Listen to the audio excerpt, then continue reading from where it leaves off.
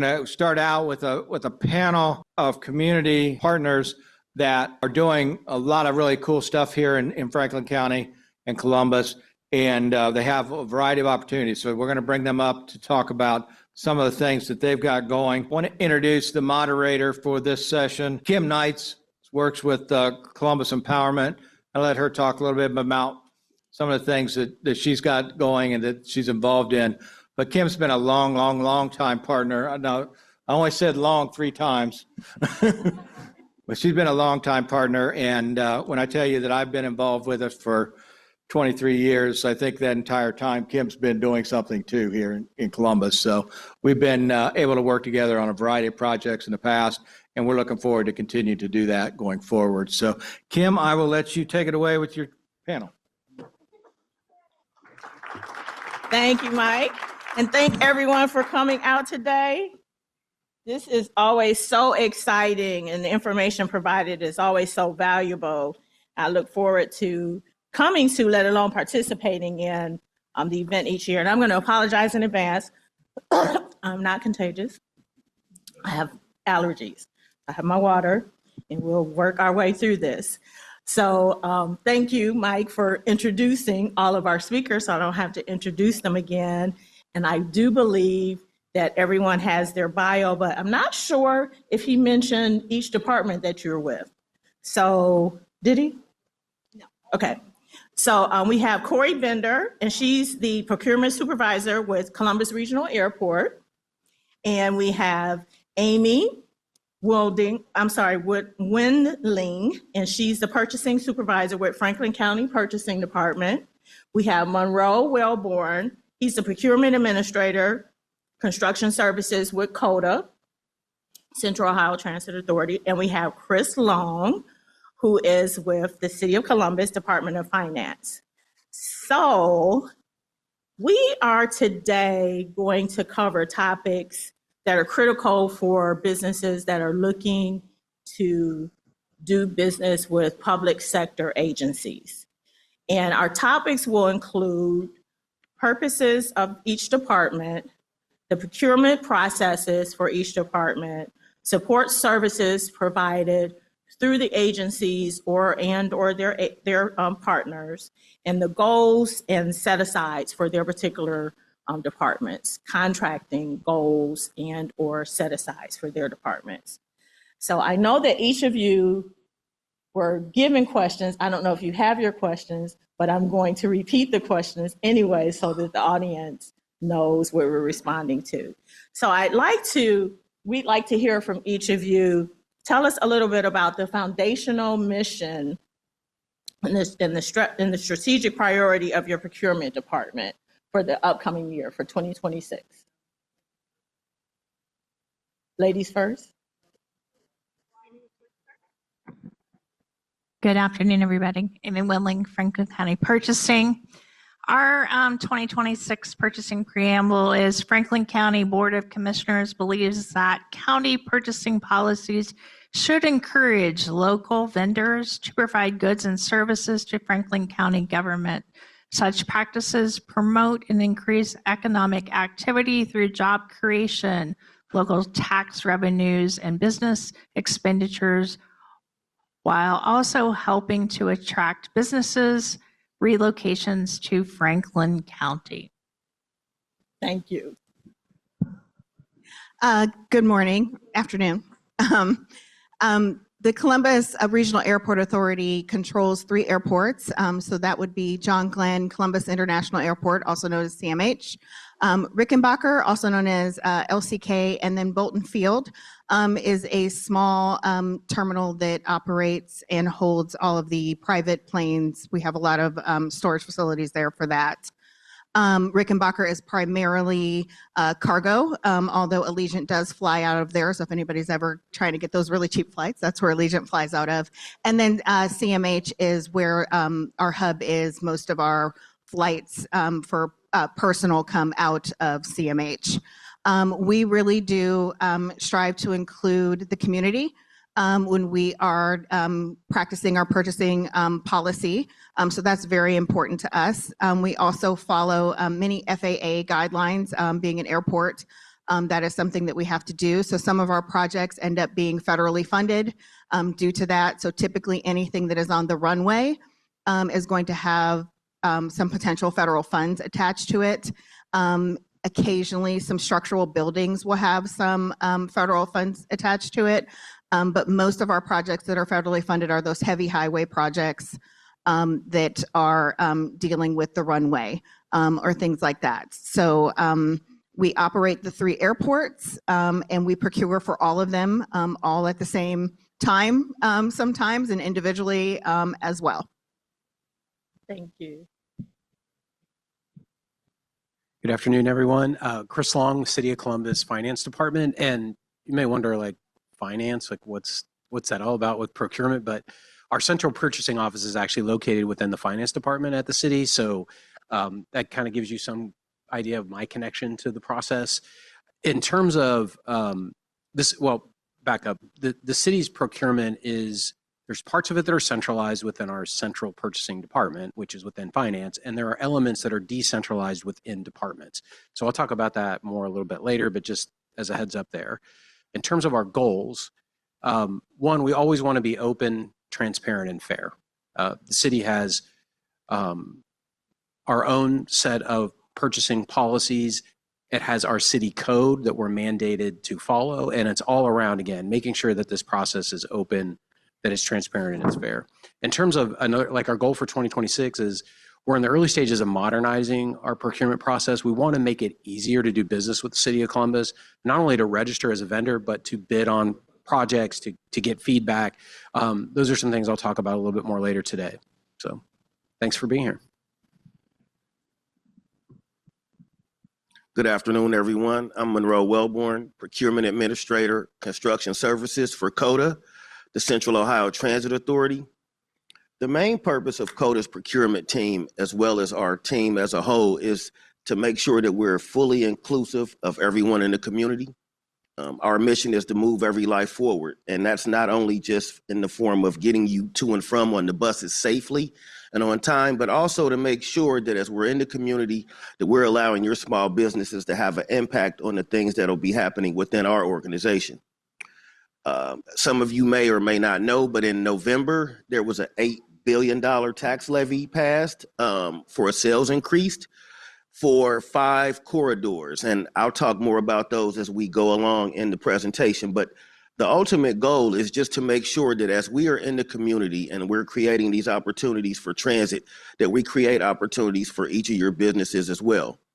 There are a multitude of things that we procure. One of my partners, Sierra Walker, she's in the back. She does tons of IT procurements. There's always an IT mechanism in any and everything we do.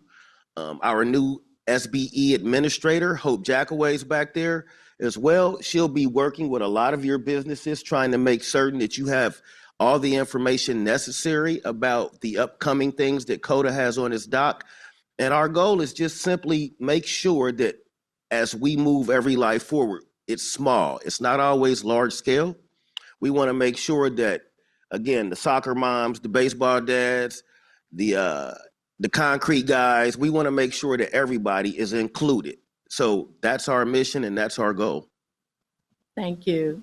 And some of you touched on it briefly, but can you describe your primary categories of goods, services, and construction that your entity procures? And specifically, if you have that number, what percentage of your annual spend is typically allocated to each of those? All right, for Franklin County, our budget for 2026 is $2.2 billion. So 42% is in social and human services. So if you're one of my senior option small businesses out there, I know there's a couple in the room, definitely we have lots of contracts, let's say multiple vendors, and a lot of our small businesses are in that space. So I'm looking for things like nutritional supplements, incontinence supplies, home repair services, pest control, moving, furniture, appliances, mattresses and bedding, home aides, adult daycare, nurses, homemakers, deep cleaning, lift transportation, lift non-lift transportation, escort services, translation services, research projects, media services, and mediation, just upper human services so our seniors can stay in their homes, or it could be like for job and family services with children, things of that nature. So there's a big need in the small business space there. 8% is up under facilities and capital. So I've kind of put under that the infrastructure of the county. We do have a uniform contract, promotional items. We do hire construction managers at risk, design services, armed guard services, landscaping, snow removal, envelopes, paper, printing equipment, lease and purchasing of vehicles, whether new or leased, occasional trade items also sometimes we put out. We often use Ohio DAS contract Sourcewell, Omni, and NASPO as well for county procurement options. So you may get on one of those contracts that we can use you via that vehicle as well. 22% is in government and economic development. I put under there categories like veterinary services, inspection services, risk management services, technical services, temporary services, lease property, and healthcare. 6% I have under debt, so I said that was banking, kind of like our group this morning. And then 22% under justice and public safety. So that's kind of our courts, our jails, laundry services occasionally comes up, interpretation, mediation, process servers, food management, food services, towing services, transportation items, title services, guns, radios, PPE, cameras, robots, behavioral health services, psychological services, and healthcare. So to run the county, you will find we do have a lot of opportunities, sometimes on contracts or sometimes just on purchase orders. So please do register with us. And I've got cards in the back if you want to become a vendor. Thank you. And I'd like to add a question to that, and actually for each one of you too. Is that information anywhere on your website, whether it's the percentage breakdown or the percentage breakdown and or the categories that are listed under those? Up on the website, if you register to listen to the fiscal briefing that's occurred this week, they have a little presentation of where they spend the budget across all the different agencies. It's a good briefing to watch, especially if you're interested in a particular agency. The commodities are a little bit more blurred. I do say it's an estimate, but by registering as a vendor, you can see our opportunities. And then you're interested like in aging, look at any contract up there for aging, and that'll give you an idea potentially what a contract's like. And then when you see your particular commodity come up, you can select that to submit your proposal. Great, thank you. I'm going to let you all just jump in. Okay. So we have a variety of commodities, a lot of construction going on. We have a small project of a new terminal. So that's about $2 billion. In fact, we are in the process of bidding the public safety building portion of that. So Denise, I'm going to call you out. Wave your hand. Denise is with Elford Construction. They are partnered with Hensel Phelps. They actually have that contract. So if you are interested in a public safety building, please see her. We also, our budget is about $150 million a year. That's excluding the new terminal. So about $150 million a year, 50 million of that is our capital. The other 100 million is our operating. So on our capital side, like I said, we have a lot of runway projects. I think maybe we've all heard, if you've heard the news, Anduril is building. So we have a project there where we are connecting them to the runway. So that's about an $11 million project that'll be coming up next year. We do a lot of as needed services for architectural and engineering. So those come out typically every other year. So this year we'll be going out for NEPA services actually very soon. We have some projects out actually right now for concrete and pavement. So we operate the garage at the terminal. We'll be keeping that garage. So that will also need to be maintained. But then we'll also have a new garage that is under CK construction. So if you're looking to be involved in the parking garage for the new terminal, I would definitely reach out to them. We too have our website where our budget is posted every year. It's a little hard to find. This year we are planning on making that a little easier. We do have our bidding platform, B2G Now, that we use. We'll be actually blasting that out on B2G Now. So I also have information here to get registered there if you aren't already registered there. But you'll get information on our capital budget coming up for this year. So you don't have to dig through our website to find it. It is always posted. All of us are all public entities, so it is posted for all of us. But we're trying to make it easier to find. We do anything from janitorial paper products. Our janitorial services are actually in-house. That's why we have the gold standard of cleanliness. But our janitorial services are in-house, but we do purchase janitorial products, so paper products, chemicals, things like that. We are kind of like a small city. An airport authority is kind of its own entity. So we kind of liken ourselves to a small city. So we have our own fire department. We have our own police department.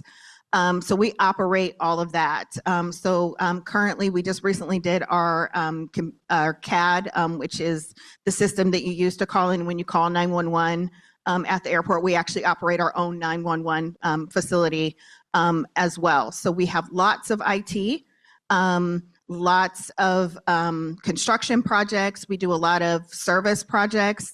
So anything from our concessions program. So that's actually coming up. And if anyone here is in concessions, Monday we are having a concessions outreach event in Grandview. So see me if you are in concessions and would like to attend that. So we can get you registered for that. So the concessions program will be for the new terminal. So we are rebidding all of the concessions for the new terminal. So that's retail, food, vending machines, all of it. So if you're interested in that, please see me and I can make sure you're registered for the event on Monday. There will be 3 events, but just want to make sure you get registered to at least get us started with that. Yeah. And what was the other question? Is on your website. Oh, yeah. Okay. So just connecting with what Corey mentioned, what Amy mentioned, the city is a really large entity. Our operating budget is about $2.7 billion. Our capital budget is about $2.5 billion. And with that, there's literally a million procurement opportunities that range from our departments like Recreation and Parks, who's so distinct from what they do from our public safety, which is our police and fire, which is very distinct from public service, who takes care of our roads, our bridges, our sidewalks, our technology department. So really the list of things you heard from Corey and Amy are very consistent with what you'll see at the City of Columbus. We purchase over $185 million a year in materials and goods and supplies, over $500 million in various types of services. Again, our capital budget is north of $2 billion. These would be things like literally renovating an office complex within a building, or it could be a vertical construction project that's several $100 million. And so the takeaway from all that isn't to be intimidating, but like it is a large process to navigate. But if you get registered with the City of Columbus, that's the number one goal. Like get registered on vendor services, then you can select what type of business that you are and what type of bidding opportunities that you're interested in. And then you will get notified of every single procurement that the city does. And it can be, you'll get emails constantly and it'll look like spam sometimes, but it is just meant to provide like full transparency about everything that we're doing on procurement. So yeah. I think that's all I have on my page. Oh, and all our information, like Corey mentioned, public entity, our budget is out there. It talks a lot more detail about the types of things that we buy, not only on the operating side, but on the capital and construction side. There's nothing that the other panelists have said that I need to repeat. CODA 2 is its own little world due to the fact that it's transit. I would say, first and foremost, again, Sierra and Hope are in the back. Let's just get you guys registered. We too use B2G. We have a wealth of opportunities. To say budget numbers, they haven't been released yet, at least not in the CODA world, but they too will be on our website. We're a public entity. We're open. But The first thing we want everybody here to do as a small business is just get registered so that you can receive the notifications. It's a small process. There's a questionnaire that you'll need to fill out, and we'll be able to walk you through that process. But at that time, you'll get every solicitation that Sierra and I put out, even if it's not specifically and or directly related to your business. There are sub-consultant opportunities that you can get, especially when you start dealing with the bigger companies. I know Corey had mentioned Elford. Denise Gilliam is back there. They use tons of sub-consultants and sub-partners to help them complete their construction projects. When I speak in terms of construction, and I'll probably speak to this more, construction is more than just gravel and big buildings. There are so many subcomponents to that. And the thing that you can take from these type of moments is getting connected to the bigger companies. The bigger companies will usually win a lot of the stuff that CODA puts out due to the fact of the bandwidth and the capacity and the sense of urgency. Time frames are very important when you're dealing with budgets. And that's one of the things that is very critical to our mission. So I won't repeat everything that everyone else has already said, because I'm sure you guys will be like, we've heard this already. And it becomes repetitive. But one of the things I want to make certain of is that afterwards, you guys step to the back and we'll get you registered. So I'm going to start this time with you, Monroe, because you already touched on it. What is the process for getting registered to become a bidder with your agency? So we'll get your name and we'll give you the information for how to get into B2G. Once you get into B2G, you'll put all of your business information, and there are multiple tabs. It's very user-friendly. You'll go tab by tab by tab at the top of the screen. And then once you've completed that and completed the questionnaire in full, you'll automatically become registered.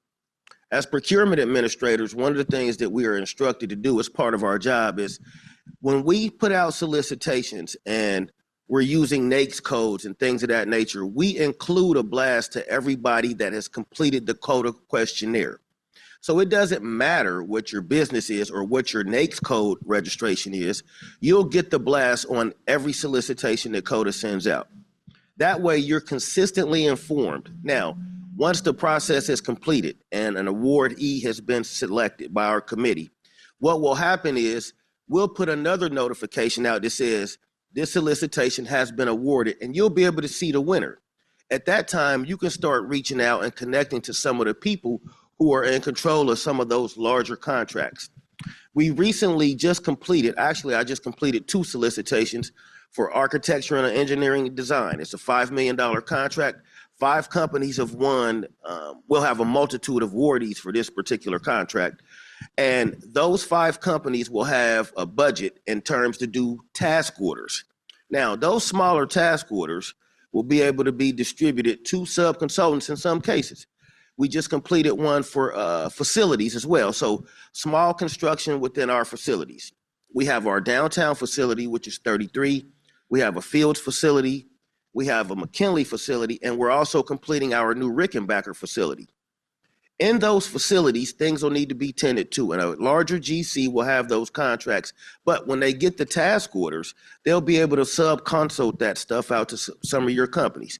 So that's what will happen in terms of being registered and being able to be notified of the many procurements we have.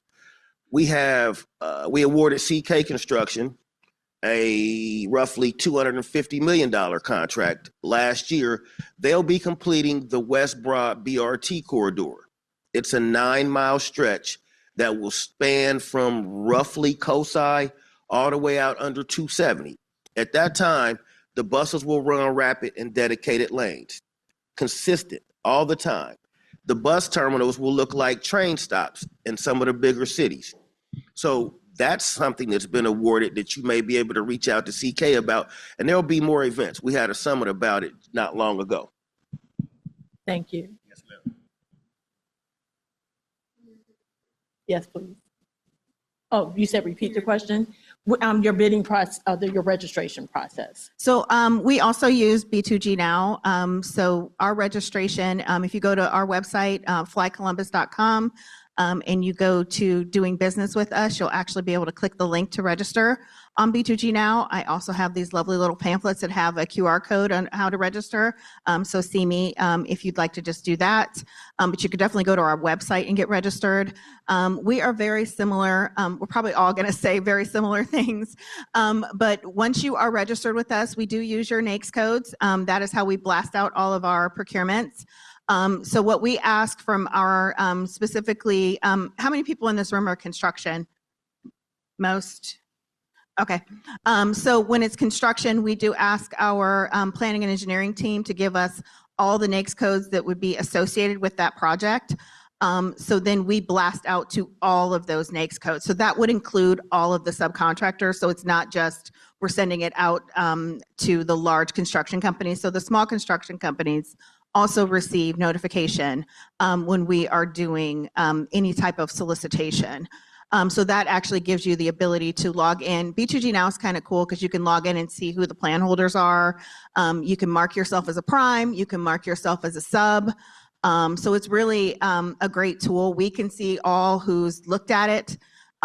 We love it for that reason because you can actually see who all is viewing our solicitations, which is really important to us.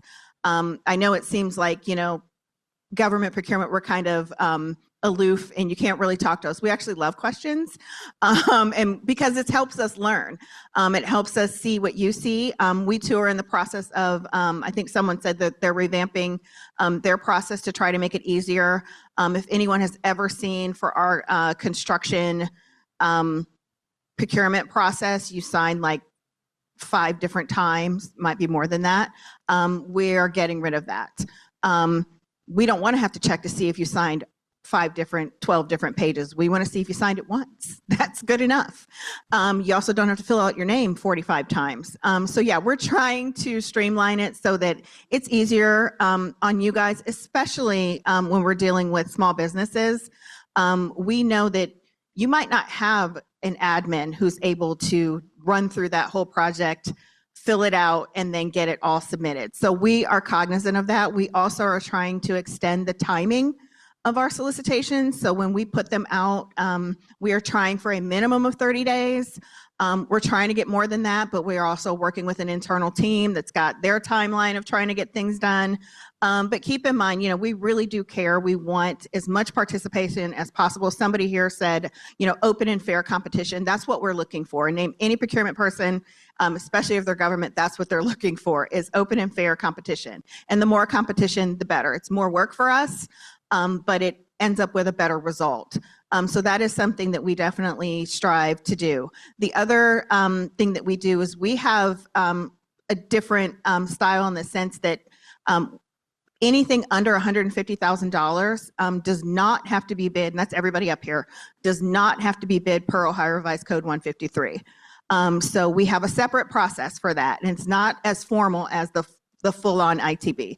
ITBs, so that's sealed bidding for anyone that doesn't know, but for construction, the sealed bidding process over $150,000 is dictated by Ohio Revised Code 153. There's a lot of things that are asked for when we bid those projects because we are required to ask for those things. So for example, we are required to ask for a bond on your project, and that bond must be 100% of the project. That's not us dictating that. That is the state of Ohio dictating that. You cannot negotiate the contract. You have to have the proper insurance. So there's lots of things that happen when we're dealing with construction projects over a certain dollar threshold. I see Chris shaking his head because it's true for all of us. So when you're over that certain dollar threshold, there's a lot of things. Every time I'm on one of these panels, I tell people, go read Ohio Revised Code 153. It's thrilling. But I recommend reading it because it will really give you what we do and why we do it. We have 60 days to get you into contract. Once we open the bids, we have to post the bid results that same day. There's lots of things that we have to do. But when it's under that $150,000 threshold, we have a little bit more flexibility. And that is going to depend on what the rules are of each entity sitting up here at the airport. We are a port authority, so we have our own set of Ohio Revised Code rules that we follow. So when something is under $150,000 construction-wise, we have a little bit more leeway. So we put out a solicitation for quotes. It's just a smaller solicitation. It's got some basic requirements on it. Again, you sign it once. And we actually don't use B2G now for that. We actually just send out an email. So what we do is our certified small business department actually gives our project managers a list.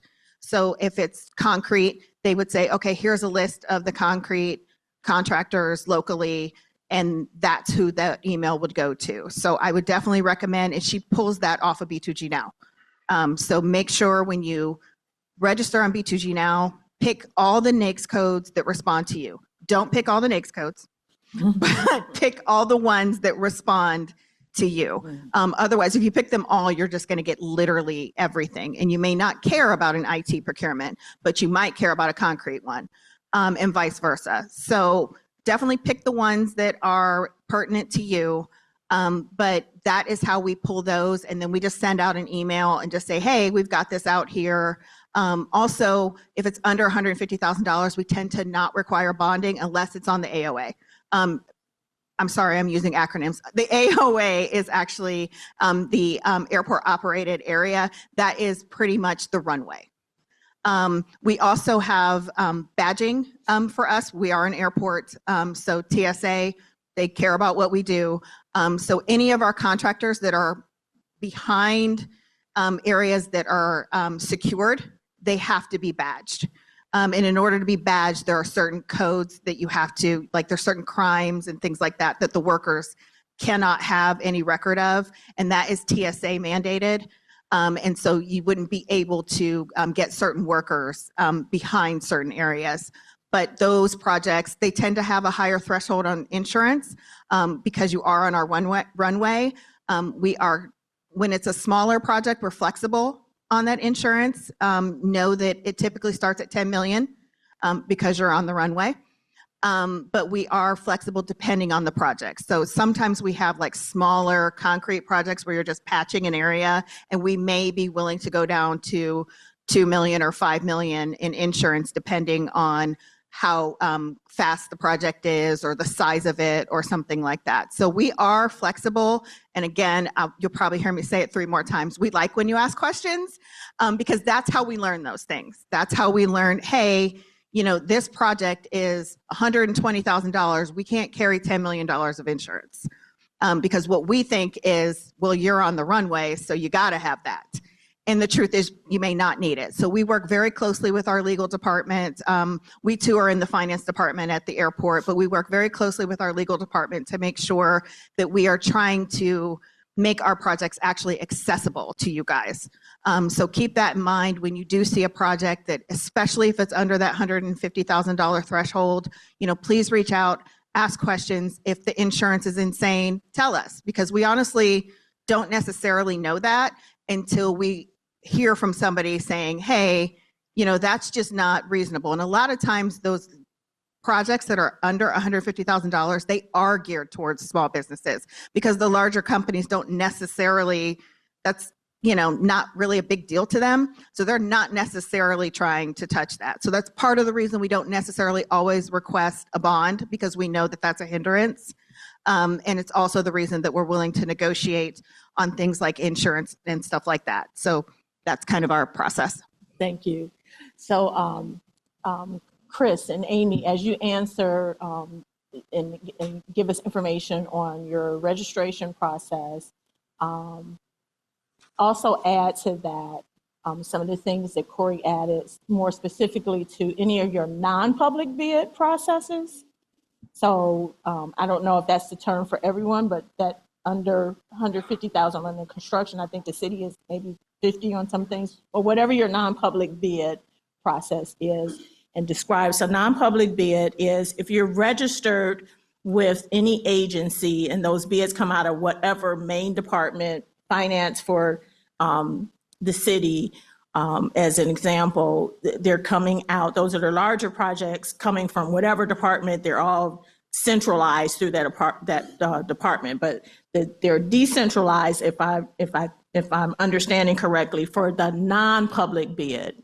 And so the non-public bid is not necessarily going out to everyone. There's different processes. As Corey explained, they're looking at their certification list and they're sending out that information to those businesses that are certified in those categories. So a lot of times people are like, okay, I see these smaller projects, but I never received a notice on that. How do I get information on those projects, and tell me a little bit more about those projects? So I'm asking them to add that to their registration processes. Tell us about that as well, please.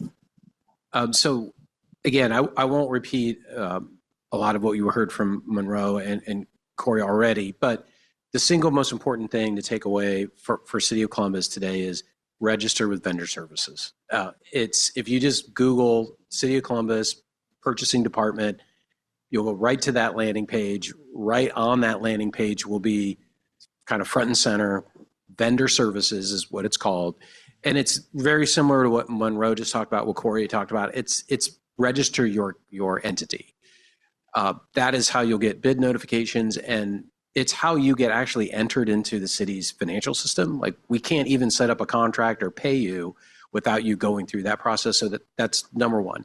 Number two, if you're a construction firm, we have a separate process called construction pre-qualification. Again, it's on the purchasing landing page.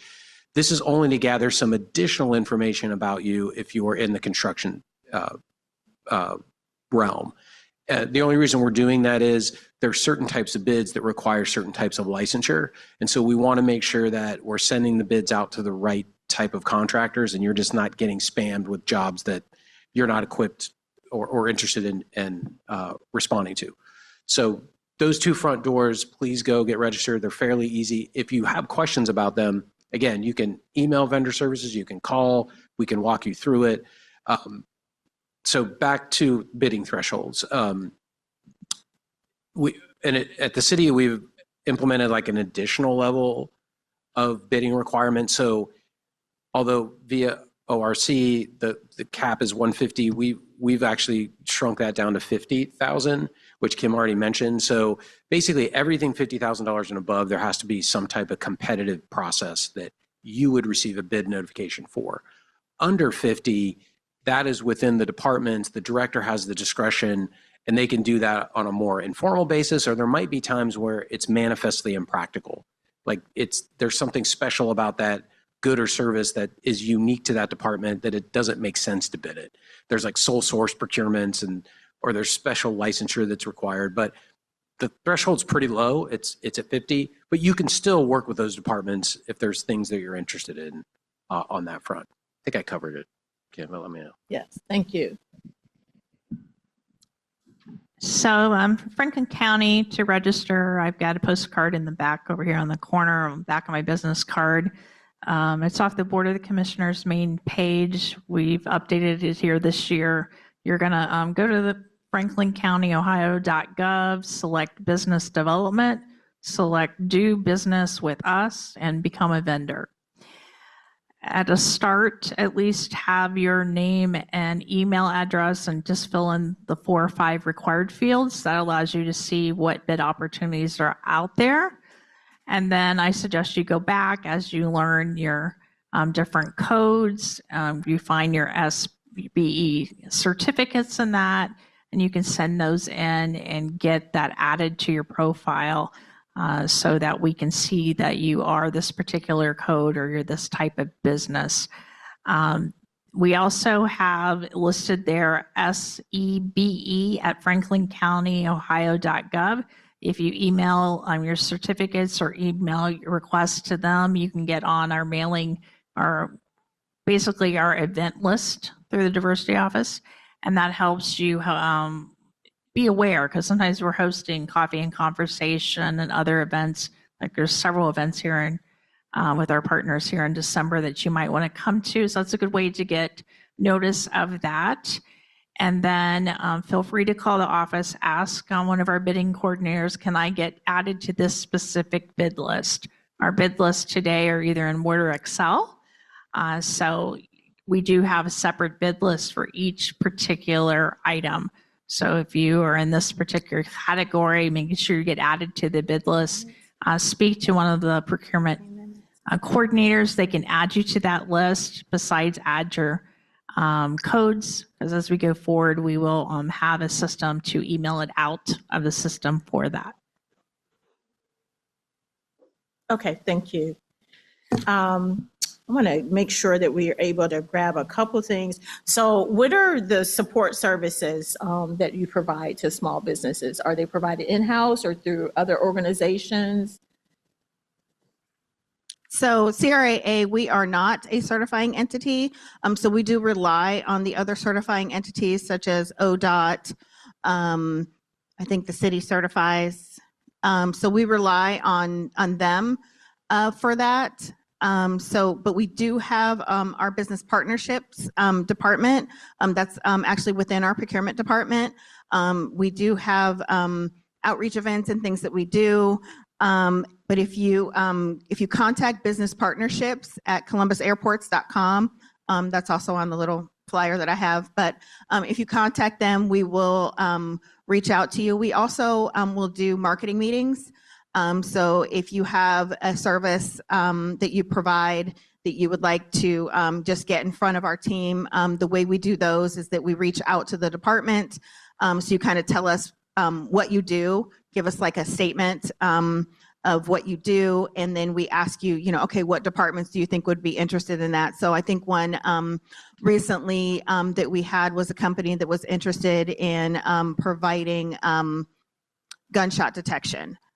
So we reached out. It was actually quite a few different departments that would care about that, right? So our IT department, our police department, as well as it was for the new terminal, so for our construction team as well. So we do try to schedule those meetings with the people internally that would actually be interested in them, so you can get in front of them. We too have sole source and things like that, so it just depends on what it is. There's been a new, I think it's an Ohio Revised Code, where certain IT that is considered sensitive security, we actually do not have to disclose who we awarded that to, or the contract. That's actually exempt from public records altogether, which is a good thing. Anybody who flies, you actually care about that. So that's actually a very positive thing, and it increases safety for all of us. But we do still bid them at times, unless our IT department says, hey, this is very, very sensitive and we want to just select. But typically, yeah, we have marketing meetings, and that's how they get that information, right? So for example, that gunshot detection, that would be how they would get that information versus potentially bidding that, right? Because we wouldn't want someone nefarious to actually know how that company does their gunshot detection, nor do we want them to know who it is, because then they're going to look that up and try to figure things out. So there are those things that happen, but we definitely like the marketing meetings so that we can learn about you, learn what you provide for us. So that would be our support and outreach. Okay, thank you. I'm going to try and keep track with time before they pull the hook up here. So I think I can add to this, and I apologize for not keeping up with the time. Apex would be a great source for support for any of these organizations, in addition to most of your entrepreneurial support organizations, but Apex first, and then SBDC, as well as our agency, Columbus Empowerment. Columbus has a wealth of entrepreneurial support organizations that work with government entities as well as private entities. And so they can help you navigate. They can help you determine, how do you find out about those non-public bid? Is it like a secret? How do we find out about that? So we can help you navigate those processes. We can share the information on their marketing meetings and things like that. So I would encourage you to meet with each of them afterwards. Again, I apologize for time restriction, but got to keep up with the time before the hook comes. And I would encourage you to visit each of their tables. Thank you.